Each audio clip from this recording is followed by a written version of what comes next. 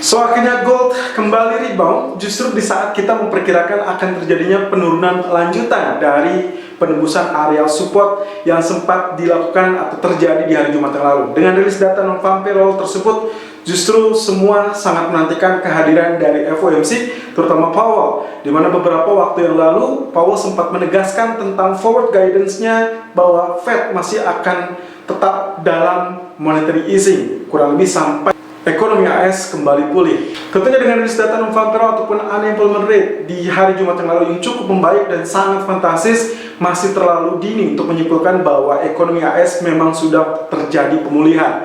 V-shaped recovery atau pemulihan secara cepat yang sempat diprediksikan oleh beberapa pelaku pasar ataupun para pengamat ekonomi tentunya sudah mengisyaratkan bahwa kemungkinan tersebut akan sangat sulit, terutama jika memang vaksin belum ada. Tapi Trump sempat mengatakan bahwa akan terjadi kejutan dengan berita terutama munculnya tentang vaksin. Tapi kurang lebih kita coba untuk prediksikan apa yang akan terjadi esok hari. Skenario kita kurang lebih dalam pekan ini semua akan tertuju kepada FOMC yang kemungkinan akan dirilis esok hari atau Kamis dini hari nanti. Dan skenario kita 2 hari menjelang dari FOMC tersebut tentunya akan terjadi penekanan terlebih dahulu, meskipun ternyata di hari Senin ternyata rebound yang terjadi, dan pagi ini pun kita sudah melihat penembusan di area 1704. Tapi hati-hati, 1705 adalah area resisten yang sangat-sangat kuat dan kemungkinan potensi ini akan mengakibatkan potensi penekanan terlebih dahulu.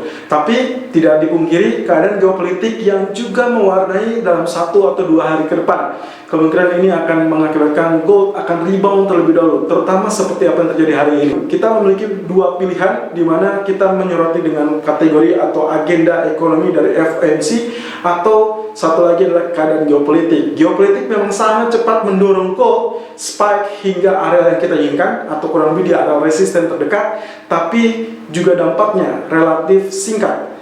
Dan saya lebih cenderung dengan memanfaatkan kategori ekonomi, di mana sorotan terbesar adalah FOMC atau kebijakan monetary easing.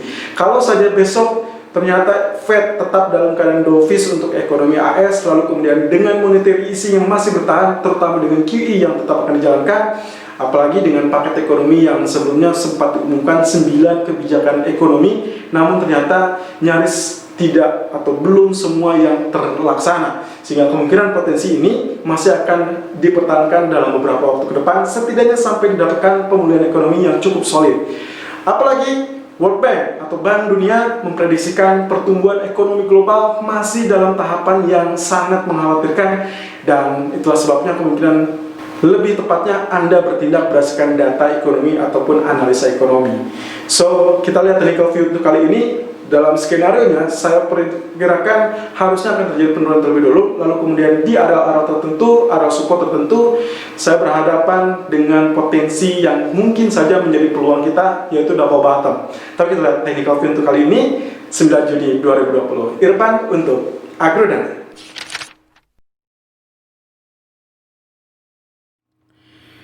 Technical view gold 9 Juni 2020 per jam 12:25 waktu Indonesia bagian Barat, high 1704.60 dan low 1693.80. Oke, running price kini bertahan di 1695.80 atau kurang lebih 1695.70. Kira-kira apa yang akan terjadi untuk hari ini setelah kemarin kita sempat prediksikan terjadinya penurunan lanjutan, tapi ternyata rebound yang justru cukup efektif ya menurut saya, karena Anda lihat di sini candlestick di tanggal 8 Juni yang lalu bergerak menuju 1700, tepat di 1700, lalu kemudian di pagi hari ini pun kita dibuka dengan area 1698 dan sempat spike hingga 1704.60, namun tergelincir kembali di 93. Oke, ini adalah situasional di mana secara teknikal kalau kita bicara tentang penembusan di hari Jumat yang lalu, confirm dia harusnya melanjutkan penurunan, tapi ternyata inilah yang kemarin sempat menjadi konflik, di mana saya sempat menyebutkan bahwa ada area 1679 dan kemungkinan potensinya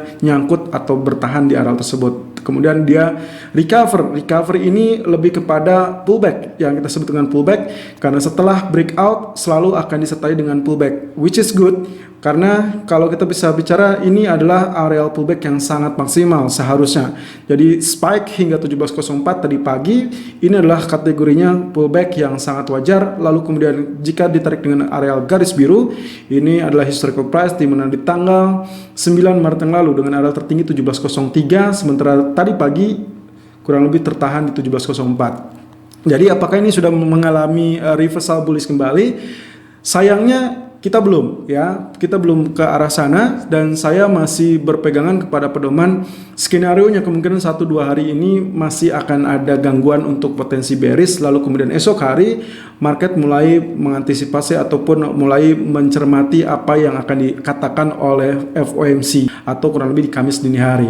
So prediksi atau perkiraannya kurang lebih FOMC akan tetap bertahan dengan monetary easing-nya, lalu kemudian Powell juga akan kembali menegaskan tentang forward guidance selanjutnya bahwa QE kemungkinan masih akan dipertahankan, dan masih terlampau atau terlalu dini untuk menyimpulkan bahwa keadaan ekonomi Amerika sudah pulih meskipun dengan data non-farm payroll di pekan lalu yang cukup fantastis. Tapi kalau kita bisa bicara tentang potensi dari breakout selanjutnya, maka breakout lalu dilanjutkan dengan spike atau kita sebut dengan pullback, maka kemungkinan potensi hari ini saya kecenderungannya untuk mencari area level sell, di mana area tersebut saya simpan untuk area buy-nya adalah esok hari atau menjelang FOMC minutes. So perhatikan area-area yang mungkin saja ini akan menjadi acuan untuk kategori Anda yang bersrategi medium term, karena secara medium term ataupun long term outlooknya masih cukup bullish, namun kerikil-kerikil ini yang kita akan cari untuk area buy on dip. Oke, area support masih tetap area 1679 sebagai area yang cukup tangguh, maka kemungkinan potensi itu yang akan kita kunci sebagai area support efektif, sementara area resisten masih 1705, dan juga kemungkinan potensi kembali ke area 1710 itu memungkinkan.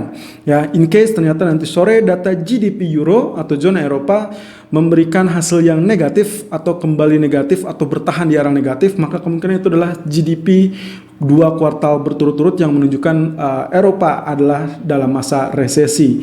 So kemungkinan potensi tersebut akan mengakibatkan gold bisa saja tertekan untuk rebound. Jadi itu yang akan kita cari sinyalmen pertama, dan juga jangan lupakan tentang potensi geopolitik lainnya. Di grafik H4 kurang lebih kalau kita bicara tentang polanya, ya ini yang kemarin sempat kita bahas. Dia ternyata reboundnya cukup efektif sampai melewati area resisten kedua kita, di mana area resisten ini berada di 1696, 1697, lalu kemudian dia sempat tembus 17 dan tadi pagi 1704 ya.